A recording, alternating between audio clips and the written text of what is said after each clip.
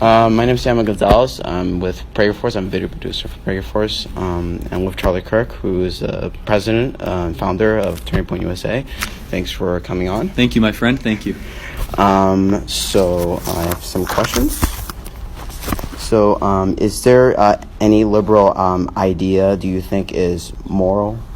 Wow. See, you love these questions. It's good. Liberal, yes. Leftist, no. I mean, in some ways, I'm a traditional liberal. In some ways, and Dennis Prager makes the distinction between a liberal and a leftist, and I think that's such an important way. And so, I'll give you an example. I actually believe in some capacity in relaxed drug laws. That's a more liberal idea. A leftist idea would be to have segregated dormitories based on race. That's the example that Dennis Prager uses a lot. Have black-only dormitories and white-only dormitories, so on and so forth. And so most traditionally leftist ideas, like the leftist ideas of socialism, social welfare, anti-Israel, the answer is absolutely no. Oh, do you know how can I convince a liberal that certain media outlets are sometimes fake news and biased? Because when I say when other conservatives promote other media outlets that are fake news, they take that as a joke. Well, so what I would do is first start with things that could have broad examples that could have broad agreement. So use what I call the volume argument, which is, and any liberal with any sort of sentient brain will agree with this. Will say that the volume of which the critique of Donald Trump happens when he does something wrong was much louder than when Barack Obama did something wrong. Everyone will agree with that. Like that, no matter who, conservatives agree with that, liberals agree with that. It's the volume argument. It's not what's said, it's how loud it's said. It's the amplification, right? And so you start there and you get agreement. And then you say, would you agree that most news networks and most media networks tend to tilt to the left? Again, it's not even a question of, and then the data supports it. 92%, might even be higher, of all coverage of Donald Trump has been negative. And that's a certified, that's a study. It might even be higher. Including Harvard. Yeah. And so that's what I would use to convince. What other built-in ideas would you like to recommend young conservatives to create and build such organizations, institutions, or companies that will successfully boost the conservative movement? So basically mean what other options can young conservatives to continue to boost the conservative movement when they're older? Sure. Well, look, I touched on this earlier, but one of the reasons why the conservative movement is succeeding right now is we're not even, the focus of this conference so brilliantly has, from our planners and just from our speakers, we like the politics thing we agree on, but we live in a chaotic world, and we're saying, and this is where Jordan Peterson comes in so brilliantly, is we actually have practical life solutions to solve some of this chaos. And the 12 rules of life that Jordan Peterson lays out, they're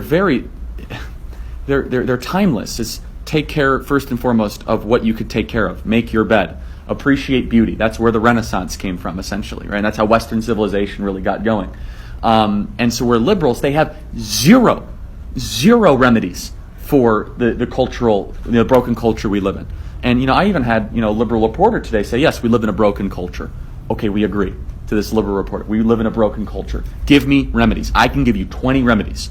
People should get married before they have kids, right? People should not think of sex as a utility or as a place just that's transactional. That it's actually it's an exercise that could hurt both parties, right? And it could have spiritual pain, and it could have physical pain, so on and so forth, right? Maybe that over drinking could have negative consequences. That looking at your meaning and through social media is not the best way to gauge your life, and the existence of God is important. See, I'm just naming these things, right? The left, what are their symptoms to a broken culture? They have none, because they destroyed our culture. They're the ones destroying it. Like, we're the ones trying to prevent them from the destruction of what we hold dear. And our culture is really, really civilized society. It's being able to be decent, worship as you see fit, but also not seeing record high suicide rates and the opioid epidemic, and men in their mid-20s have an identity crisis, and those are bad things. And that leads to crime and joblessness and disorganization, and the left has caused those things. And so we as conservatives have to stay on the message that Jordan Peterson and Ben Shapiro and these brilliant thinkers have really been focusing on, which is that if we can create the argument for a better culture through very simple, timeless ideas, not radical redefinition, we can win millions of more people than around tax cuts, right? So, like, there might be someone who might think they're a leftist or a liberal, and if you just start with like, well, we need low taxes, and they'll say, well, what about the rich? What, like, that's like, forget about that, right? That might be the right discussion for some people. But if you can say, I believe, not I, but we as a movement, right? We actually have 12 things that can make the world a less sucky place. And the liberal might say, well, tell me more about that. And you read the 12 that Jordan outlines, and if they disagree, well, it's kind of hard to disagree with those things. The left almost opposes all of it. The left believes in messy bedrooms. They do. The left says, don't clean your bedroom. Hey, some government worker will come do it for you. Or it doesn't matter. Like, it doesn't matter how you look.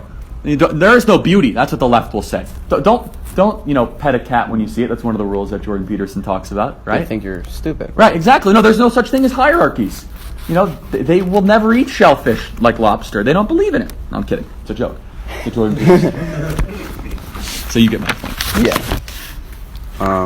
So do you know what extra new tactic do you want to see more from conservatives who are promoting against liberal ideas at college campuses? We have to use more humor. Benny Johnson is so funny. I really think he's funny. And Dennis can actually be very funny too. Dennis Prager can be very funny. Rush Limbaugh's number one tool is humor. We don't use enough of it. I try to incorporate more and more of it. Who doesn't love to smile and laugh? And by the way, the left has killed comedy. They're killing it for us. They're literally killing their best weapon in front of us. We just have to take it. We just have to take it and say, like, the self-deprecation and satire and sarcasm. These are beautiful, wonderful tools that could easily disassemble the chaos and the insanity of the left. And when you have Stephen Colbert and Jimmy Fallon and Jimmy Kimmel, they're not comedians. They're activists that make horrible jokes. Like, stop calling them comedians. You have to be funny to be a comedian. True. Like, Jerry Seinfeld is hilarious. Do you know why Jerry Seinfeld was hilarious? Because he used to make fun of himself all the time. Like, half of that show is making fun of the New York lifestyle. Like, it's just making fun of how chaotic things are, and taxi cabs and restaurants and diners. And he even made fun of Manhattan Jewish culture, being a member of Manhattan Jewish culture. But you're not allowed to do that anymore. You're not allowed to say that because political correctness and the left and so on and so forth. So look, humor and wit, we need more of it. And we need more Will Witt too, because we love PragerU. So what is the most fearful liberal idea that fears you the most? I'm most afraid of the atheism growing. And I'll make it a short answer. But the less people that believe in God, the more people will believe in government. Who do you admire the most, inside and outside of in your family and politics? Well, I admire my parents very much. They're wonderful people. But I admire Dennis Prager, Rush Limbaugh. Those are the two of the greatest people. And I really, really, admire this president. No one's a perfect person. I'm so sick and tired of these conservatives try to, virtue signal at him. It's just like, let the least of these among us, it's like let the first one without stone, cast the first stone, or those in glass houses shouldn't throw stones. I'm so sick of it. I'm just like beyond it, and Dennis Prager agrees. But what he has done for the movement to, first of all, give oxygen to allow us to fight, what he's done for our country, we are forever in this man's debt. He didn't have to run for president. He has courageously governed this country. He has done what he said he's going to do. He canceled the Iran deal. He moved the embassy. He got out of TPP. He's fighting for the wall. He cut taxes. We have Gorsuch. We have Kavanaugh. Hundreds circuit court judges. The war on coal is over. Thousands of regulations are gone. The left has lost their minds. The economy is booming. We're at 4% economic growth, 3.9% unemployment. It's the best economy probably in American history. Lowest ever black unemployment, lowest ever Hispanic unemployment, lowest ever Asian American unemployment, lowest women unemployment in 60 years, lowest youth unemployment in 50 years, and they still say he's a failure. And he didn't have to run. He did all those things, and he gets nothing but backlash from the media. And so I really admire it. I have learned from afar that his number one trait, number two, the two things, words, his perseverance and his relentlessness. And it's a quality that you don't see. Most Republicans would have quit by now. Most Republicans would have resigned or just said, this is not for me, and his perseverance is amazing. So, all right, thank you so much, man. Of course. Appreciate it.